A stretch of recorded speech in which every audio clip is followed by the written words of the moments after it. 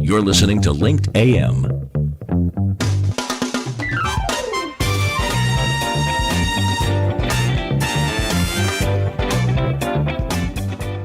Tell your story on Linked Live and get noticed. You're listening to Carl Wolfenden on the Business Class Show and is not always affiliated with the guests and the topics discussed. Any financial statements are the opinions of the individual, and you should seek professional advice before making any decisions. Upgrade your listening to Business Class, the show that puts you in the big leather comfy seats. So sit back and enjoy our take on the trending business issues of the week.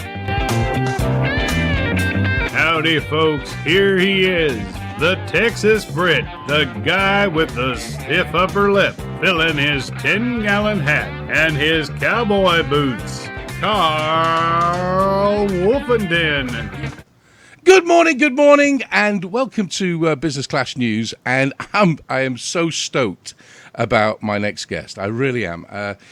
It's funny, a funny backstory. When I first came over to the States, I actually worked for 99.5 The Wolf, a country station here in Dallas, and and literally I had no idea anything about country music. I've got to admit, because in England, that's where I'm from. Everyone knows that. I didn't know anything about country music that much, and I went into a meeting one day, and they said, "So, Carl, what do you think about King George?"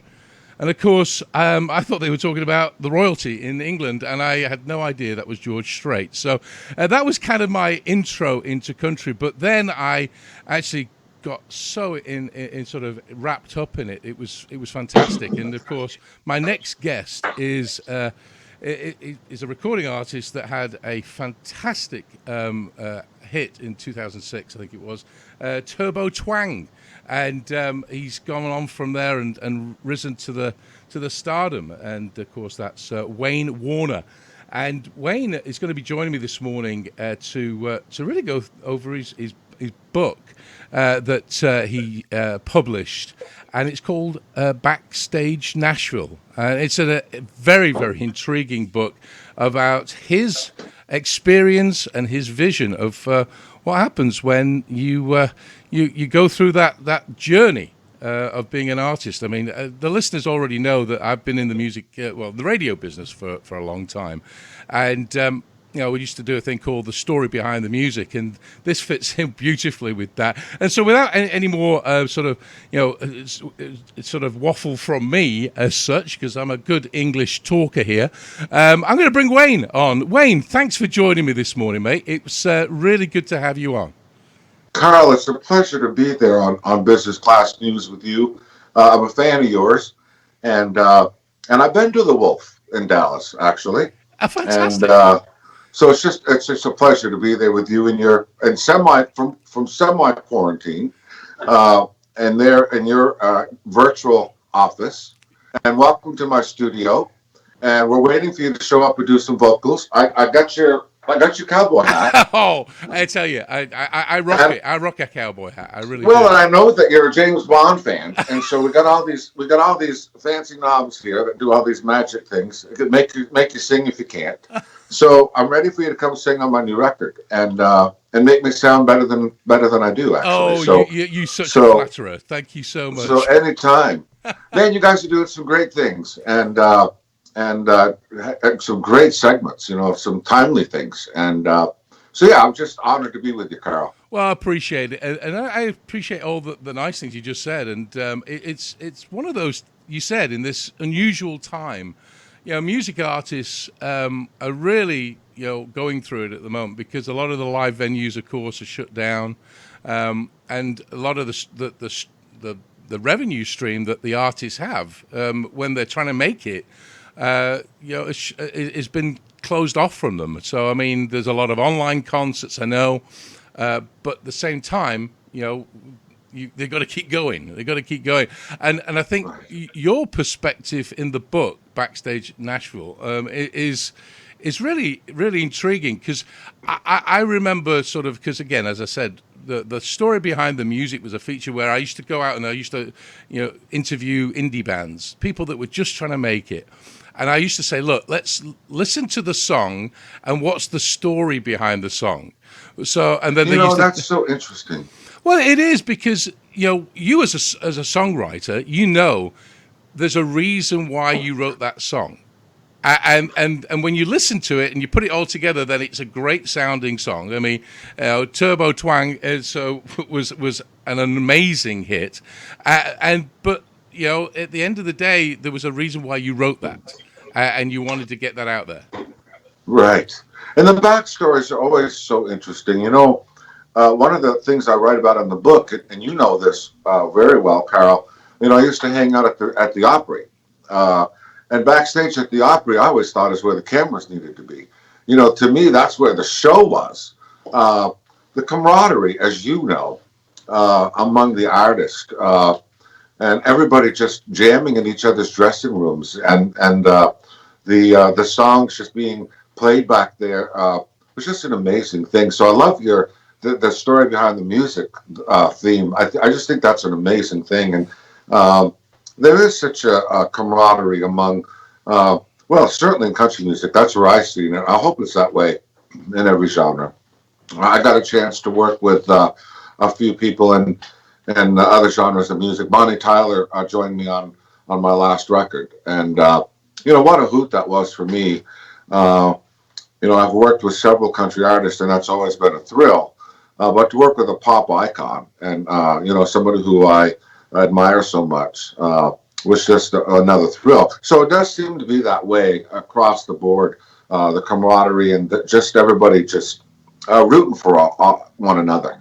And you being in radio, I'm sure you saw a lot of that. I did, and it's nice to see that the fusion between country and pop coming together, and sort of but keeping its roots and its integrity in there. As you say, because each genre has a history, and the history is what makes the fans want to really get engaged as such. Definitely.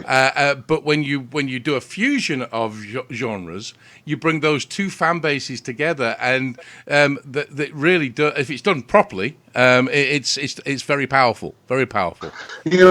Absolutely. And I've always said, and I said this in the book, and there's several quotes of it out there, but that's always been my attraction to music, is that it can say things that words alone just struggle to do.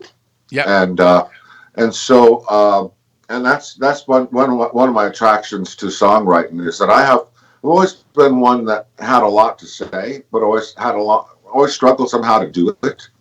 But through pen and melody, I was always able to get a message out there that I something I always wanted to say, and somehow it would connect with someone, and that was always a thrill for me. And I had 3 minutes to do it, which was a challenge. But that's the thrill of it for me. So Backstage Nashville got released late last year as such, and what made you write that book? Because I've heard so many painful stories of people trying to make it, and then when they've made it, it's exactly what your book says. It's not quite what it is. So what made you write the book? Just to get it out there? Well, it was a combination of things that came together that wrote the book. One, I guess, as I just alluded to, I've always felt like I had things that I wanted to say, but being that I was a country singer, I always kind of squelched a lot of my feelings, because when you're in the spotlight, as you are, you try to, kind of lay back on things. You don't want to get things stirred up. And I was at a point now in my career where I just thought, I've got the T-shirt. I really don't. I've got nothing really to fear anymore. And there was a lot of things that I wish I had known back when I was going into the business that nobody ever talked about. Quite frankly, I don't think anyone dared to. And so that was one of the reasons I did it, because I just think there's a lot of things that a lot of artists going into this wasn't to scare them. It wasn't to dissuade them in any way. It was to prepare them. Yeah. A lot of things, there's a lot of as in any business where there's a lot of money, there's always this cloud that comes in and settles in on that kind of stuff. A cloud of negativity, a cloud of there's a lot of games that are played in any kind of industry where there's millions of dollars. Well, you talk about in the book that the backstage, the backstage deals that go on, sort of thing, the Sure. side deals, and Sure. if you don't expect that to happen, then it's kind of scary in a way because you don't know whether Well, to it can be, accept it or whatever. and if you don't know what to look for, obviously you can be pulled in the wrong direction. And so I wanted to talk about that, and so there was a few things that came together that conspired to write the book, and then but the North Star sort of changed as I started to write the book. Actually, that was the intent of it. But then I'm the proudest dad in the world, and I know you feel that way too, as you should, Mr. Coach. I think you coached. Was it soccer or That's something? right. Yes. Oh my goodness, you do follow me. That's fantastic. Yes. Yeah. Well, I have two sons that if it bounces or rolls, they're on it. Yep. And I'm the loudest bench father in the crowd. So I could challenge you on that. I'm afraid. I'm sorry. oh really? Okay, you're on. So and I adopted my sons, and so adoption and foster care is something that's always been something I'm very passionate about. And so anytime that I'm offered a platform that the great people in radio has offered me, and a platform that that writing a book would offer me. So the North Star kind of changed as I started to write the book. I'm a long-time recovering alcoholic and addict. And so I wanted to write chapters about that too. And so I thought if I could use the industry and some of the great people that I've worked with as the Trojan horse to be able to talk about addiction and, more importantly, recovery, and being a dad, and especially through adoption, then that was just going to be another great asset for me. And so I did touch on those subjects in the book. I think that's very, very powerful. I mean, I'm involved in the drug prevention resource organization that educates kids about drugs and alcohol and everything. So I applaud you for that work that you do, and the recovery that you're going through. So that's the whole message really has to be put, and music is a great way of doing that. And the book does touch on that. That's it, and so again, the journey for me, I've been learning and writing this book that the destination really is the journey. Yep. And I wish I had known that during the process of when it was all going on, because our dear friend Shelley Mullins was asking my sister, who was spotlighted in the book. She's my manager and all around pain in the north, and so she was.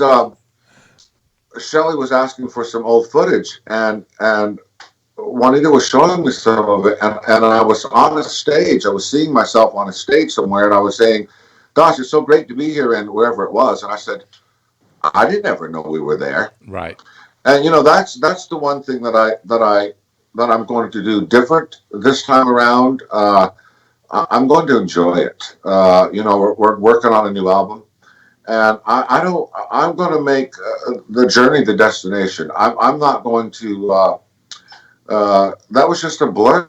I mean, things happen so fast when you have a hit record. And literally, I didn't know where we were half of the time. And so I regret that. And I feel bad for a lot of the young artists. You can see them, they're coming out with these hits, and I see it happening to them. And then next thing you know, it's over, and you don't remember any of it.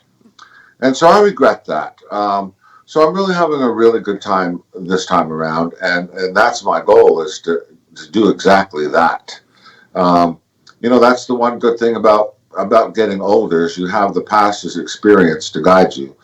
and I'm taking advantage of every minute of that. I love it. I love it. I mean, one of the things I love about the book is the way that you frame it out, and you frame it each piece as sort of, the start off, the journey, as you say, and how you position yourself of how you were put into that situation, and that really, as a reader, it was like, oh my goodness, this is how you actually experienced all this. And it takes that reader through that. And I think an artist that is going through that journey, even if it's at the beginning, the middle, or wherever, they read that book and they can prepare themselves, like you said earlier, for what to expect. And not everything's going to be exactly the same, but at least they know what's going to be potentially in front of them. Well, Carl, I'm blown away that someone as well learned as you is intrigued by the book. It was very important to me in writing the book that I would just write it the way that I talk. I'm not a scholar, and I just wanted to write the book the way that I would say it. There were some publishers that were coming after us because I have a friendship and somewhat of a little bit of a musical connection to Taylor Swift, and so which I talk about in the book, and we played a little role in her career, and so the publishers, of course, anything to do with Taylor Swift, everyone wants a piece of, and so they wanted me to write, get more specific about, they wanted me to do a tell-all basically. I said, no, that's not what this is about. This is about the music business. I'm very proud of the role that Sis and I played in Taylor's career, but that's not what this book's about. God knows there's enough of that. So we had to, turn a lot of those away, and I wanted to write it as I told it, and sometimes that's befriended me to stick to my ground and be original and be who I was. There's a river that flows behind my house, Carl, and I learned a long time ago by spending times by that river that the only fish that were going with the flow were dead. So I started swimming upstream a long time ago, and I never was one really to go with the flow, much to the dismay of a lot of the teams that work with me. But that's actually what has worked for me. So I think being unique and being different is what's got me where I am, wherever that is. Well, I think that's really important what you just said there, Wayne. Because again, we're a business publication. This is the business of music we're talking about here. But Right. you translate that to any business. If you're just plain vanilla, then you know what, you're just going to be going and you'll tick along. That's fine. But if you're unique and you have a passion about something, and that's the key to this everything. If you have a passion and you have the vision of where you want to go, the people that matter and the most passionate people that care about you and the vision that you have, they'll follow you. Carl, you nailed it. Yeah. You nailed it. And it took me so long to figure that out. But there's a chapter in the book that says, "To thine own self and art be true." And that's when it turned around for me. There were some labels in Nashville that wanted me to hook up with this producer and that producer, which I did because, hey, they know what they're talking about.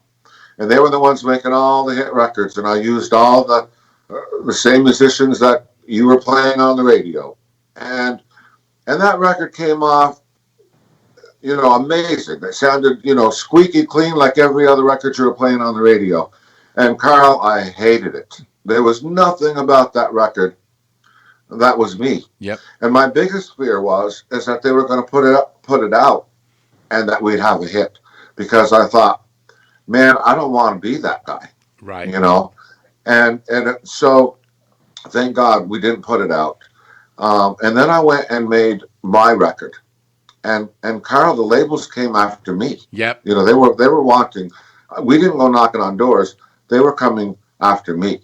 And so it took so long to figure that out, but that's when it all worked.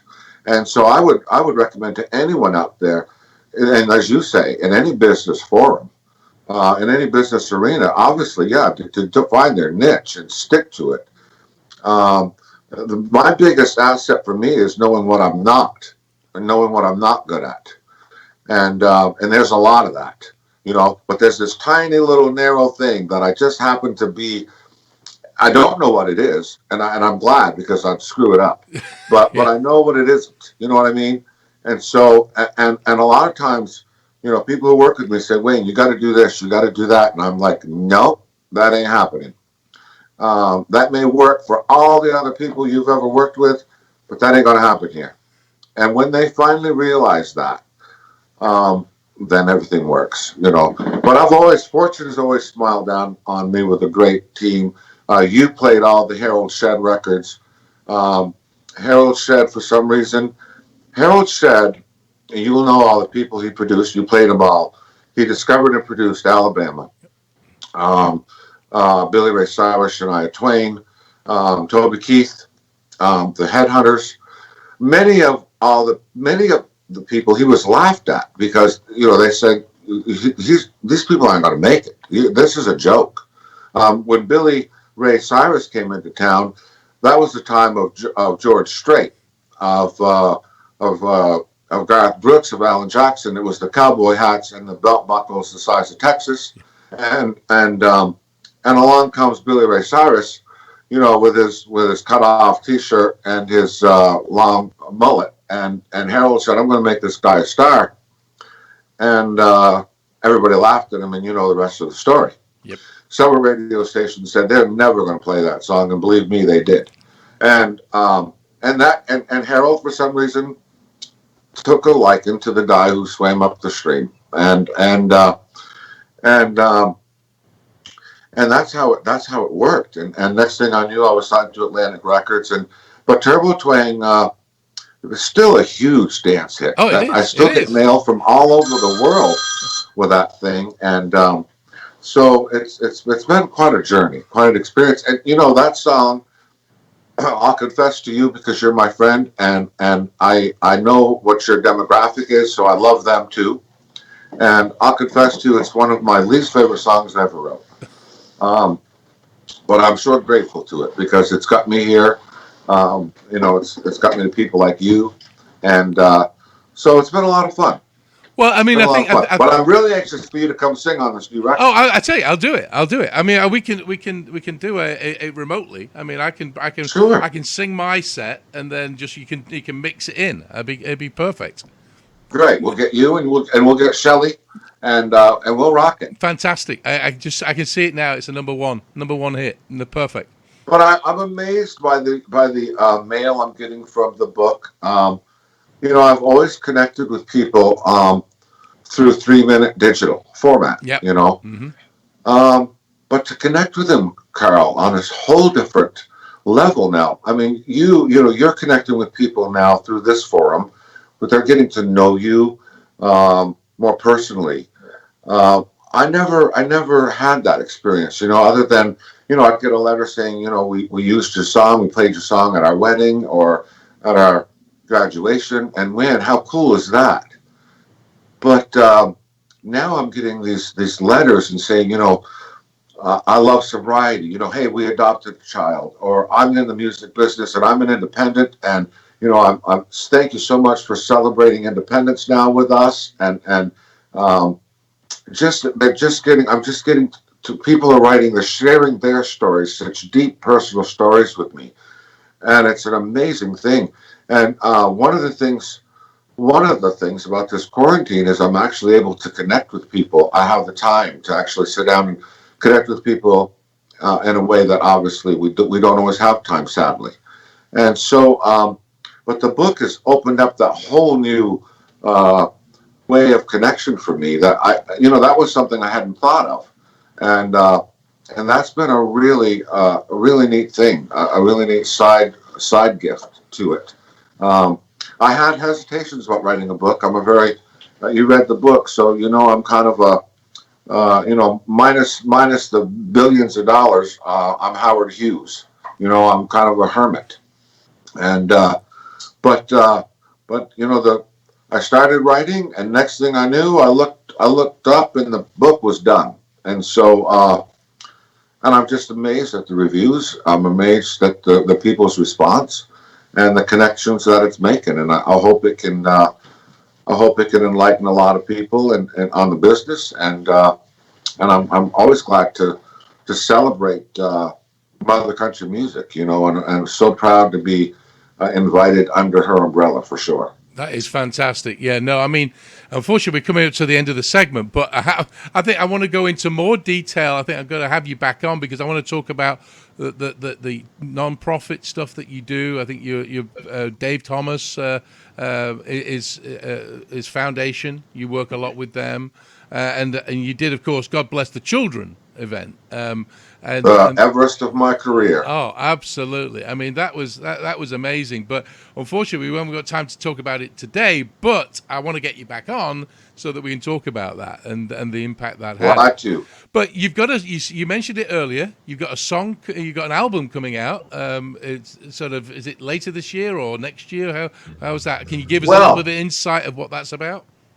Well, schedules have certainly changed in recent weeks.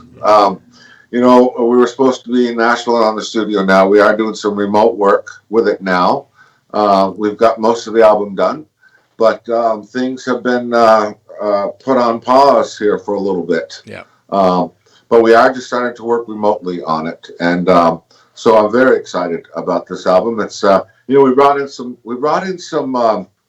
some young people on this record that I've never worked with before. And, sometimes young brings a lot to the party. Yep.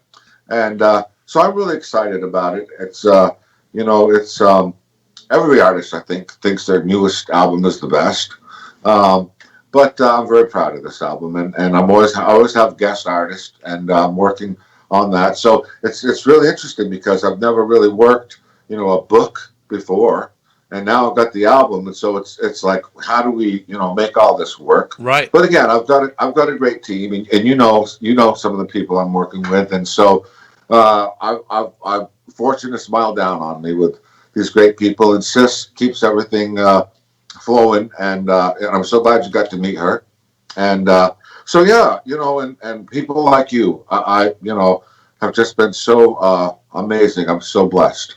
Well, Wayne, thank you for joining me. Of course, we're going to be putting the link to the book. It's on Amazon and in Kindle.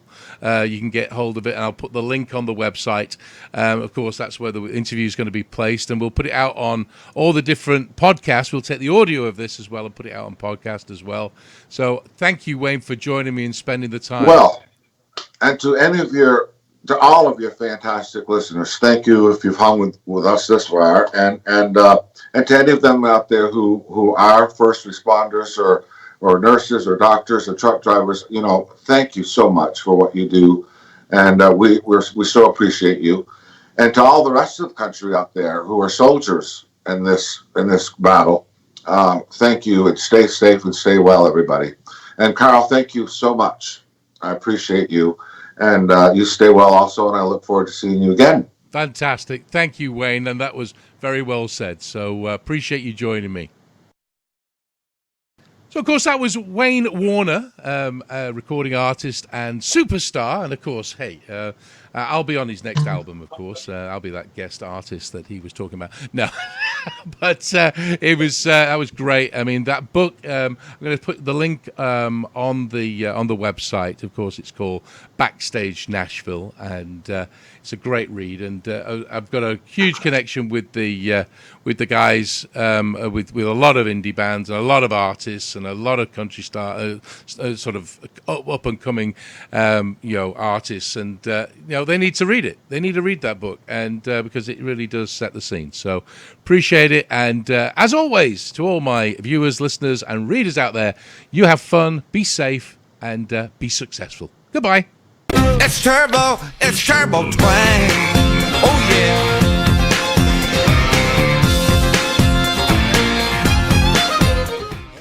Each year, tens of thousands of hopefuls make their way to Music City to chase their dreams. The vast majority of them will never achieve stardom. But what happens when you beat the odds and those stars align, only to realize the dream is not at all what you imagined or what you really ever wanted? Such was the case of former Atlantic and Be Venturous recording artist Wayne Warner, whose single Turbo Twang exploded into a country line dance phenomenon that would sweep the globe and catapult him to a level of success for which he was not prepared.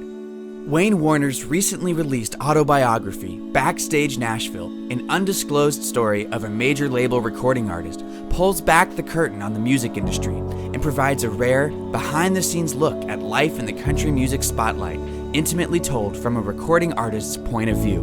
Follow along as Warner builds his career from the dance halls of Vermont to the recording studios of Music City.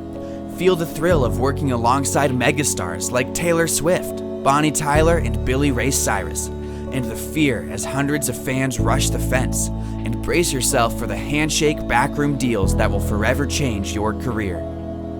Wayne Warner's brutally honest account of his experience as a country artist drops the mic on the music business and does so loudly, disclosing the struggle of an artist pushed to meet the demands of his label while his heart is pulled in another direction. Get your copy of Wayne Warner's Backstage Nashville, an undisclosed story of a major label recording artist. Available online now through Amazon and at waynewarner.com. It just might change the way you think about country music.